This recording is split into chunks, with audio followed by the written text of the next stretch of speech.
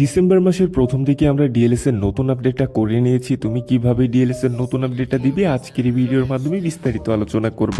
বাংলাদেশে বসে তুমি যদি ডিএলএস এর নতুন আপডেটটা দিয়ে দিতে চাও তাহলে অবশ্যই আজকের এই ভিডিওটি তোমার জন্য অনেক গুরুত্বপূর্ণ হতে চলেছে। তাছাড়া আজকের ভিডিওতে দেখাবো কিভাবে ডিএলএস এর নতুন আপডেটটা তোমার প্লে স্টোরে নিয়ে আসতে পারো। তাই অবশ্যই ভিডিওটি না টেনে শেষ পর্যন্ত দেখতে থাকো। আর তুমি যদি সজীব ব্রো চ্যানেলে নতুন দর্শক হয়ে থাকো তাহলে অবশ্যই চ্যানেলটি সাবস্ক্রাইব করে পাশে থাকা বেল আইকনটি অল করে দাও। বাংলাদেশ সার্ভারে আজকে সন্ধ্যার দিকে ডিএলএস এর নতুন আপডেটটা আসার সম্ভাবনা রয়েছে। তারপরেও তোমরা যদি চাও যে আমরা সন্ধ্যা পর্যন্ত অপেক্ষা করতে পারবো না ভাইয়া, সকালের মধ্যে আমাদের দেখিয়ে দিন কিভাবে আমরা ডিএলএস এর নতুন আপডেটটা আমাদের ফোনে নিয়ে আসতে পারি।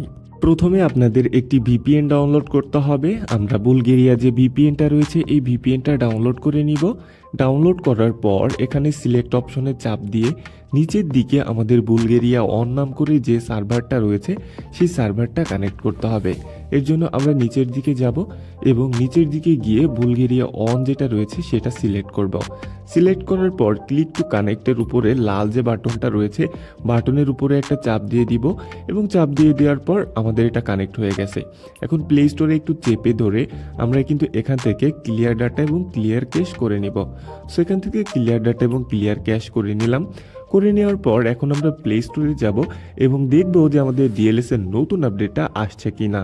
সো এখন আমরা প্লে স্টোরের মধ্যে গেলাম এবং দেখতে পারতেছি আমাদের ডিএলএস এর নতুন যে আপডেটটা সেই আপডেটটা কিন্তু অলরেডি চলে এসেছে এবং নতুন আপডেটে কি কি পরিবর্তন হয়েছে সেটাও কিন্তু আপনারা এখানে দেখতে পারতেছেন। সো গাইস, এই টেকনিক ফলো করে আপনারা কিন্তু ডিএলএস এর নতুন আপডেটটা খুব সহজেই দিয়ে নিতে পারবেন।